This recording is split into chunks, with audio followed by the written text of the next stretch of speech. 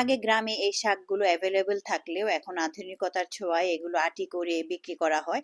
আর আমার হাসবেন্ড কিনে নিয়ে এসেছে আমার জন্য টাঙ্গাইল থেকে। আর এই শাকটা একদম আগার অংশটা নিয়ে খুব ভালোভাবে কুচিয়ে নিয়েছি।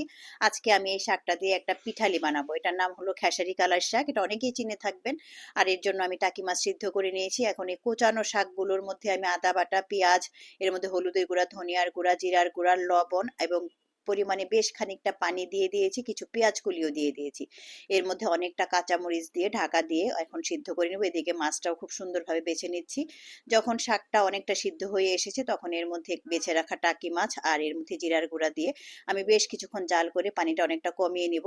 এবার এর মধ্যে দেওয়ার জন্য আমি অনেকটা নিয়ে নিলাম চালের গুঁড়ি। এটা একটু পানি দিয়ে গুলিয়ে এই পিঠালির মধ্যে দিয়ে দিয়েছি। এটা জাল করে যখন অনেকটা ঘন হয়ে আসবে তখন আমি এর মধ্যে বাগার দিয়ে দেবো। আসলে গ্রাম বাংলার এই খাবারগুলো আমাদের শহরের জীবনে অনেকটা হারিয়ে গেলেও আমরা যেহেতু আগে খেয়েছি এই জন্য মাঝে মাঝে বানাই। তবে আমি এখন এই পেঁয়াজ, রসুন আর আস্ত জিরার ফোড়ন, শুকনো মরিচ, আস্ত শুকনো মরিচ দিয়ে একটা বাগার দিয়ে নিয়েছি। এই খাবারটা একটু ঠান্ডা ঠান্ডা অবস্থায় খেতে ভালো লাগে। আর এই খাবারগুলো কিন্তু একা একা খেয়ে মজা নাই, সবাইকে দিয়ে খেলে এটা বেশি মজা হয়। আজকে রাতের খাবারটা আমি এটা দিয়ে খেয়েছি, অনেক মজা হয়েছে। ধন্যবাদ।